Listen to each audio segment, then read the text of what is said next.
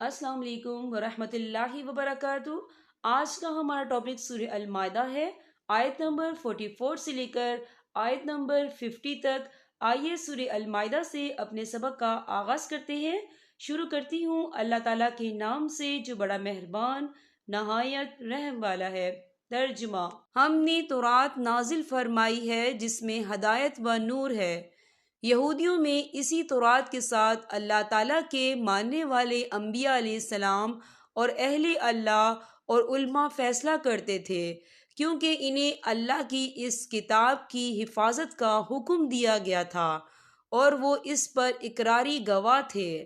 اب تمہیں چاہیے کہ لوگوں سے نہ ڈرو اور صرف میرا ڈر رکھو، میری آیتوں کو تھوڑے تھوڑے مول پر نہ بیچو، اور جو لوگ اللہ کی اتاری ہوئی وحی کے ساتھ فیصلے نہ کریں وہ پورے اور پختہ کافر ہیں۔ اور ہم نے یہودیوں کے ذمہ تورات میں یہ بات مقرر کر دی تھی کہ جان کے بدلے جان، اور آنکھ کے بدلے آنکھ، اور ناک کے بدلے ناک، اور کان کے بدلے کان، اور دانت کے بدلے دانت، اور خاص زخموں کا بھی بدلہ ہے۔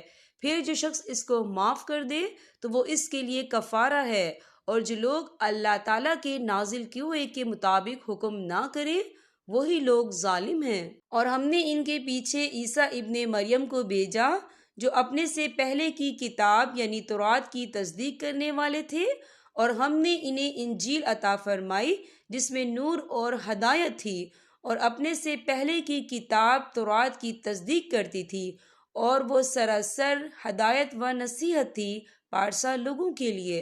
اور انجیل والوں کو بھی چاہیے کہ اللہ تعالیٰ نے جو کچھ انجیل میں نازل فرمایا ہے اسی کے مطابق حکم کرے، اور جو اللہ تعالیٰ کے نازل کردہ سے ہی حکم نہ کرے وہ بدکار فاسق ہیں۔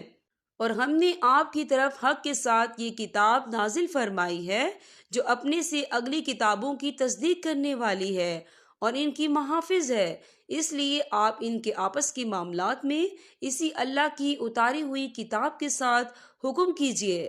اس حق سے ہٹ کر ان کی خواہشوں کے پیچھے نہ جائیے۔ تم میں سے ہر ایک کے لیے ہم نے ایک دستور اور راہ مقرر کر دی۔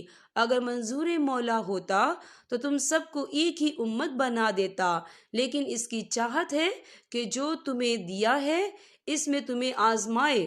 تم نیکیوں کی طرف جلدی کرو، تم سب کا رجوع اللہ ہی کی طرف ہے، پھر وہ تمہیں ہر وہ چیز بتا دے گا جس میں تم اختلاف کرتے رہتے تھے۔ آپ ان کے معاملات میں خدا کی نازل کردہ وحی کے مطابق ہی حکم کیا کیجیے، ان کی خواہشوں کی تابعداری نہ کیجیے، اور ان سے ہوشیار رہیے کہ کہیں یہ آپ کو اللہ کے اتارے ہوئے کسی حکم سے ادھر ادھر نہ کریں۔